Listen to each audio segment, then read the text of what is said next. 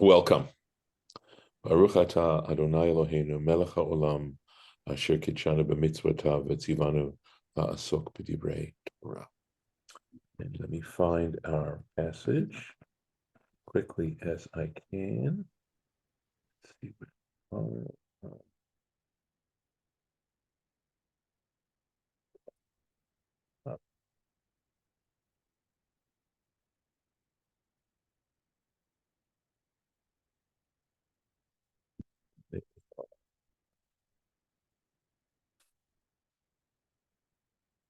So we have just gotten started into the quote blessing that Jacob is giving his sons on his before his departure from this world. And we just dealt with the statement he made to Reuben, which certainly didn't sound like a blessing. I mean, in fact, it was basically telling him why he had lost his birthright and basically his position that he had, his preeminence, and said to him why, and that was kind of where it was at. So now we get on to Shimeon and Levi. Shimeon and Levi are combined. They're the only tribes, the only two brothers that are actually given the same statement. And so here we go. Shimeon and Levi Achim. They're brothers. So they're considered in cahoots with each other constantly. Klei Hamas, weapons of violence, mecherotehem. So again, mecherotehem is not an easy word to translate. This is part of the challenges of this section of the Torah, these passages, but the translation is knives. And I suppose, obviously knives don't have to be weapons of violence. So that's trying to get the sense of what's going on here. So interestingly enough, that sounds like a negative. However, the Targum gives it a different twist, right? So Gavrin, Gibarin, heroic men, Ba'ara Totavuton, in the land of their settlement, Avadu Gvura, they practiced heroism. So clearly he's giving a positive spin on something that sounds like it isn't necessarily positive. Let's see how Rashi is going to handle this. He's Shimeon and Levi. Shimeon and Levi are brothers. So he says, Be'etzah achat, they were in one advice. Eitzah is advice. In other words, they were completely simpatico al Shechem, regarding the city of Shechem. And that's where we read about the two of them going in and slaughtering the men of Shechem. So the two of them were the ones who were determined to do that particular act. But Al Yosef, and also with regards to Joseph, that they also plotted together regarding Joseph's death, right, about killing Joseph. And he quotes Rashi proves this particular interpretation, right?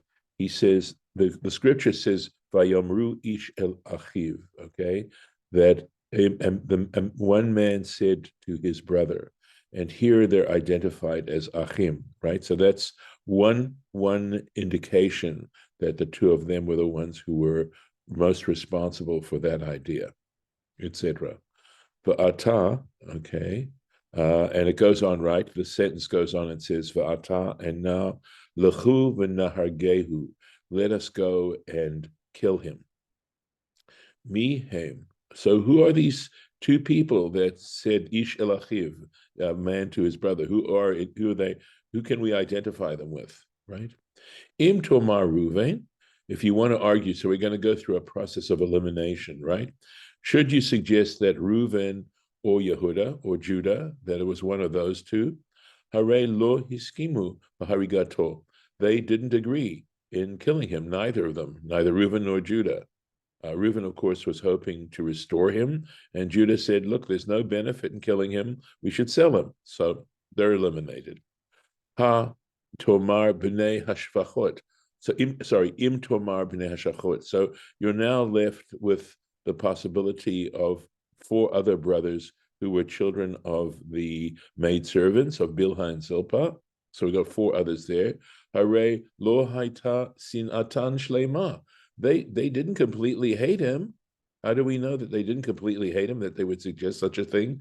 Shine'emar, because it says in the text, Vahu na'ar et b'nei Bilha ve'et b'nei Zilpah. It says very early on about Joseph, how he basically went around with b'nei Bilha, with the sons of Bilha and the sons of Zilpah. So obviously he got along with them pretty much, right? Etc. Yisachar v'Zulum. So we got 2 more children of Leah, Yisachar and Zevulun. Lo hayu midabrim bifnei achehem. They were juniors. They wouldn't have been suggesting things to their seniors, Hagdolim, who were their seniors, mehem, of them. So that's, you're left with simply Shimeon and Levi. That's all you're left with. Al korchacha. So a fortiori, Shimeon v'Levi. You have to say it's Shimeon and Levi. Hem shekra'am avihem achim. They're the ones whose father called them brothers. Plei Hamas, weapons of violence. Omanut shel ritzicha. So this is like the craft, the trade of murder. Hamas, hu biyedchem, it's extortion, right? Hamas is also considered extortion. Hu biyedchem, it is in your hands. You do this kind of stuff. Mi birkat esav he zo. He.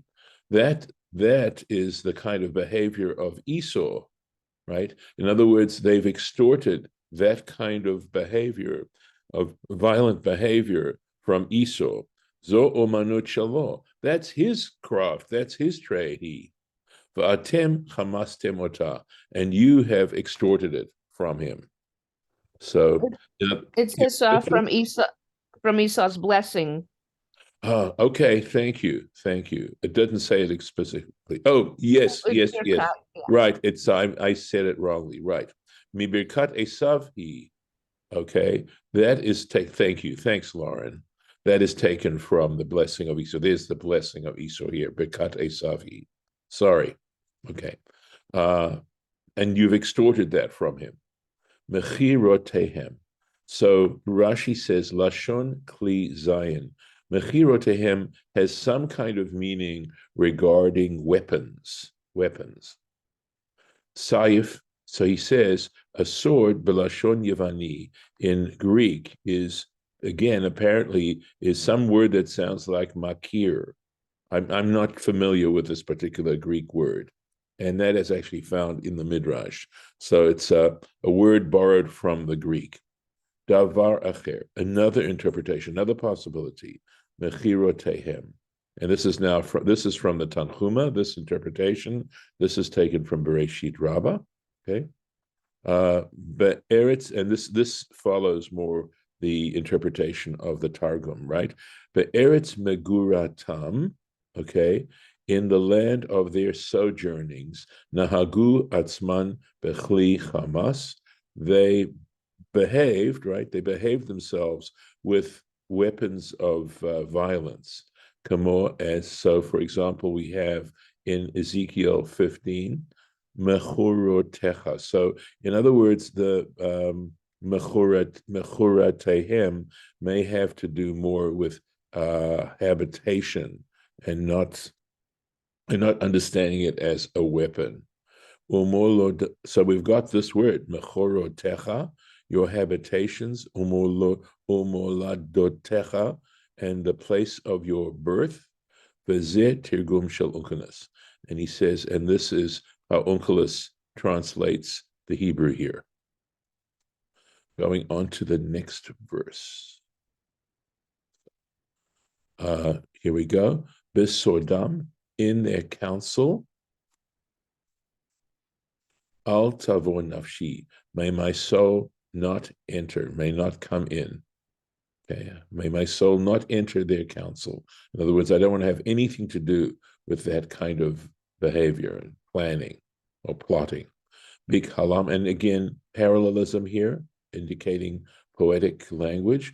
Big halam in the assembly, al techad kvodi, may my presence not unite, may my presence not join. Why? Ki ba'apam hargu ish, because in their anger they killed a man, uvir tzornam, and when it pleased them, ratzon is to have take pleasure in, something like that. When it pleased them, ikru shor, they hamstrung an ox. Again, highly poetic language here as to what it possibly means. So, besodam, just the one word up there in the Rashi here. Al tavo mashi, may my soul not come. And according to Bereshit Rabbah, ze maaseh Zimri. This is referring to the incident with Zimri, keshenit kaptsu shivto shel Shimon. So remember, this happened later on in the book of Numbers. Zimri was the prince of the tribe of Shimon, much later on during the period of the wilderness, the 40 years wandering. And we read about how about the Moabite or the women or the Midianite women enticed, I think Moabite women enticed the Israelite men, and how many got killed. And most of the ones who were killed were from Zimri. And Zimri, of course, was in grand delictu in front of Moses and Aaron, right? So when Shimon, when the tribe of Shimon gathered together, lahavi et hamidyanit, to bring the Midianite woman, lifnei Moshe, before Moses. And so they were consorting, Zimri was consorting with a Midianite woman for Amrulo, and they said to Moses, Zo asara or muteret. They asked him a halachic question. They said, Rabbi, is this Midianite woman permissible or forbidden? Asura would be forbidden, or muteret, or is she permitted? Okay, in other words, can we marry her? Can we have relations with her? Or can Zimri would have said, can I have relations with her? Im tomar asura, if you say that she is forbidden, but yitro mi hetira alach, the daughter of Jethro, who was also a Midianite, right? Who gave you permission to marry Zipporah, right? Who's a Midianite woman? So it says al yiskar shemi, right? May my name not be remembered. This is Jacob prophesying regarding this. May my name not be associated, badavar, in this matter, in this situation where they came and asked Moses. Shne'emar, and how do we know this? It states Zimri ben Salu. It says Zimri, son of Salu, Nasi Beit Av Lashimoni, who was the chieftain, right, of the tribe of Shimon, of Simeon. But lo katav, and it doesn't say Zimri ben Salu ben Shimon ben Yisrael or ben Yaakov. It doesn't say son of Jacob. So he is not given, when it's mentioned there, it doesn't mention that's Shimon at that time, at that particular moment, to mention that he was the son of Jacob. B'kalam, in their assembly. So what's this assembly? Keshe Yakil Korach. This is when Korach gathered these people together. Shehi Mishivto Shel Levi, and he, of course, is from the tribe of Levi. So remember, Jacob was addressing both Shimon and Levi, right? Et Kol Ha'aida, when he gathered all the community together, Al Moshe, against Moses, but Al Aharon, and against Aaron. So it doesn't mention that Korach was the son. When it says son of Levi, it doesn't, or Yitzhar, son of Levi, it doesn't go on to say son of Jacob or Yisrael. Al techad kvodi, may my honor, something like that, may it not be united, right? Identified. Sham al Yitiached, okay, Imahem. So there, in that particular location, may my name not be identified with them. Shemi shene'emar sorry, Imahem Shemo. I think this Yud here is actually a Vav. That let his name not be identified with them. Shene'emar, because then it says there in that incident with Korach, ben Yitzhar, ben Kahat, ben Levi. It goes on to give his genealogy as son of that it's son of Korach, son of Yitzhar, son of Kahat, son of Levi, the Lo Ne'emar ben Yaakov. And there it also doesn't say son of Jacob. Aval b'divrei hayamim, but when it comes to the book of Chronicles, keshenit yachsu b'nei Korach, when the sons of Korach are given their genealogy, and the sons of Korach did not participate in this rebellion. And in fact, we have a number of Psalms in the book of Psalms that are attributed to the sons of Korach, right? Al Haduchan, regarding when they were associated or with the worship, in other words, on the platform, because remember the Levites formed Levitical choirs. So when they are associated with the platform that was in the temple, Ne'emar, there it says, and this is Chronicles, Devei Hayamim, that's the Hebrew term for Chronicles. Aleph would be the first book of Chronicles. There are two books, chapter 6, Vav. It says, Ben Korach, Ben Yitzhar, Ben Kahat, Ben Levi, Ben Yisrael. There it goes on to include Jacob. So here, where the sons of Korach had not participated in that mutiny, and in fact were righteous and worthy people, there it does associate Jacob, right? Al techad kvodi, okay? So he says, may my honor not be united or associated with them. Kavod lashon zachar. So he says, so this word techad is feminine, but kavod, the word kavod, is a masculine word. So kvod lashon zacharhu, it's a masculine word. But al korchacha, and perforce, atat tzarich lefaresh kemidaber el hakavod. So he is speaking. He is speaking to God, I believe, is what he's saying, the honorable one, or he's speaking to his honor, right? In other words, he's sort of addressing it anthropomorphically, right? As if it's something alive. For Omer, and he says to it, Ata kvodi, you my honor, al tityached imahem, do not in fact associate with them. So in other words, it's, I guess we call it a vocative form, where he's addressing, when he says al techad. Oh yeah, the reason is techad is second person. Yes, it's the second person. You, my honor, do not associate. Otherwise, it would be yached. It wouldn't be this form of the verb. So that's what Rashi is helping us understand, is this particular form of the verb techad, because it's in the second person, as if he's addressing his kavod.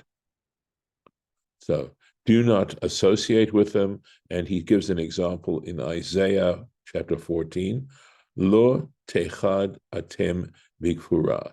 So there it must also, he's addressing people, okay?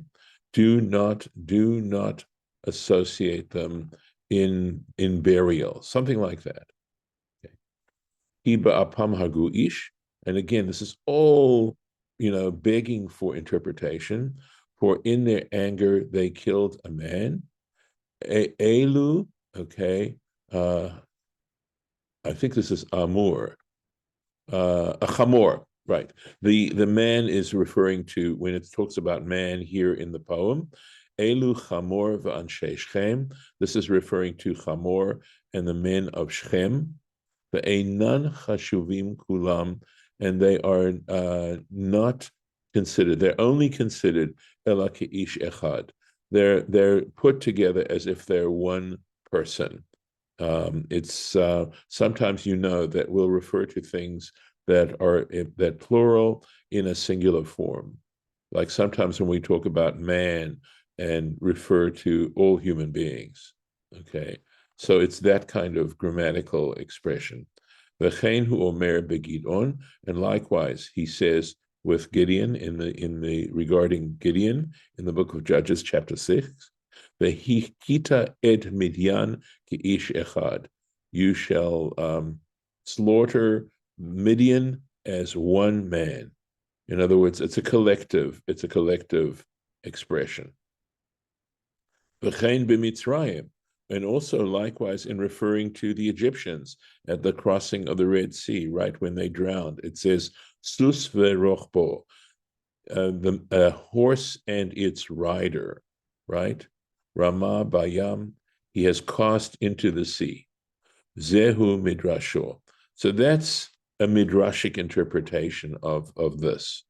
Upshuto, and he says, but the straightforward interpretation, anashim harbe kore ish. So, okay, he's saying something different here. He's saying the midrash is the midrashic interpretation is that in using that singular form is something to the effect that they're I would have to say considered as one person. They have no more importance than one person, right? So here he says now Rashi's explaining it simply as a collective, right? Kore ish kol echad la'atzmo ba'apam, right?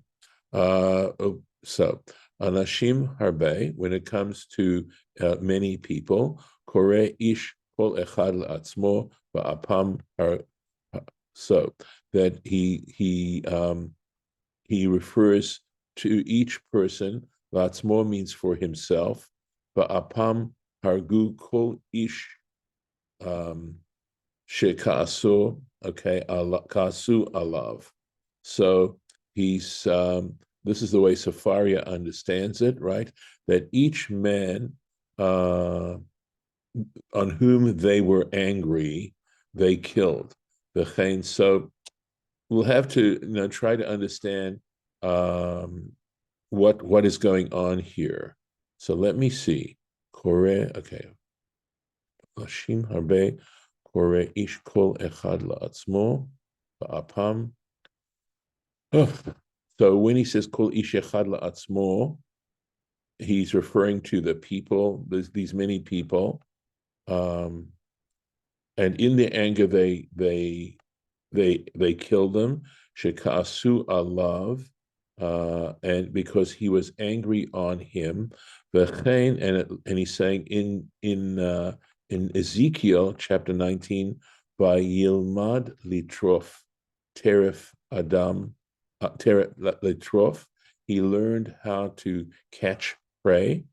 Teref Adam akol. So he says, sorry, teref Adam achal, right? He devoured each individual. So I have to tell you at this point, I'm not certain the point he's making. Lauren, do you have anything that's helpful here? Well, it says its simple meaning is that many men are called a man, each one individually. Then it says, in their wrath, they, Shimeon and Levi, killed every man with whom they were angry. Similarly, and he learned to attack prey. He devoured men. From Ezekiel. So and Adam here is singular again. So that is helpful. So thank you. And they willingly, right? Ikru shor, they hamstrung an ox. So here's the interpretation of this. Ratzu la'akor et Yosef. They wanted to hamstring Joseph, shenikra shor, because Joseph is referred to as an ox. So it's a subtle way of referring to Joseph, shenemar, because it says bechor shoro hadar lo.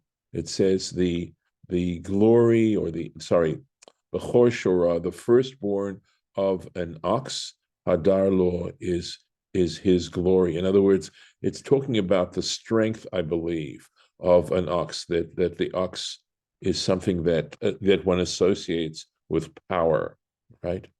Ikru, akru, or ikro, is a French word, he says, esarte, belaz. So again, I don't know if you have anything helpful in regards the Old French, Lauren. Okay. No, I'm kind of looking it up, but I'm trying to look it up, but no, I don't have anything. But yeah, there's the J there as jarete. Mm-hmm. And I'm looking it up and I'm finding it with a G. I don't know if that's related. What's the word? Well, to hamstring, there it is. So they just spell it differently. How But do yeah, they it has spell that one in there too. Yeah. So it's to hamstring. Let's see. Looking to see if it has any more about it, but it?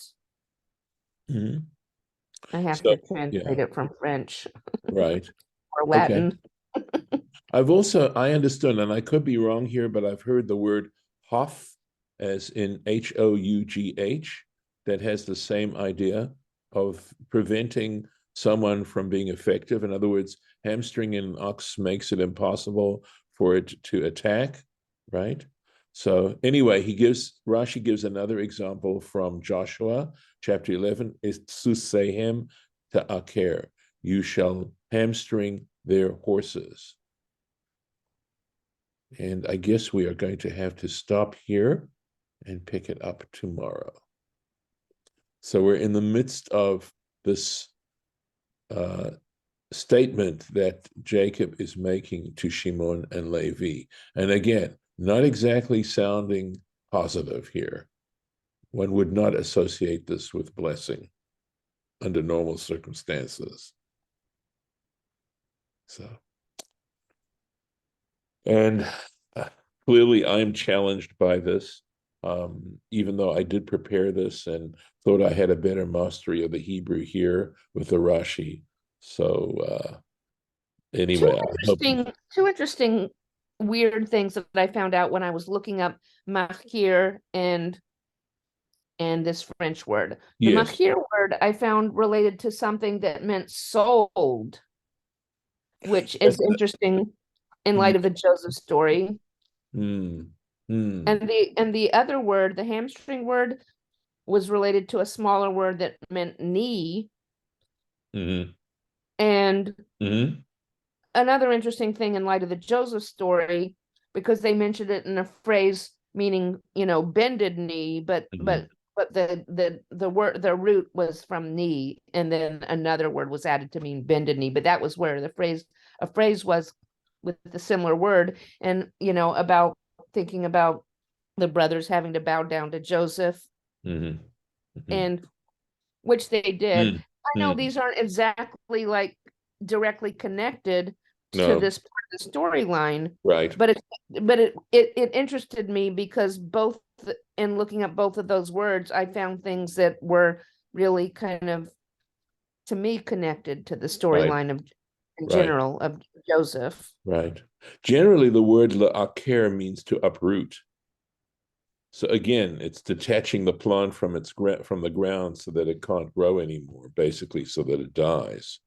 So, but it just depends on the So I context. found something that talked about being sold, and either way, you're taking it from its source and transferring it to Right. another Of place. course. And that's a different word. That's the word mechirotahem. Yes. Yes. Limkor with that kaf means to sell something. Yeah. It is a weird word, I can tell you. And as I Right. said I before, was using transliteration to look it up, so it may have taken me, right. Astray. I don't know. I think you could say weapons of violence are their trade. Something like Hamas mechirotahem, that they trade in violence. You could certainly say that, and limkor, meaning to sell, would be a reasonable translation of it there. So, all right, I'm going to stop for today,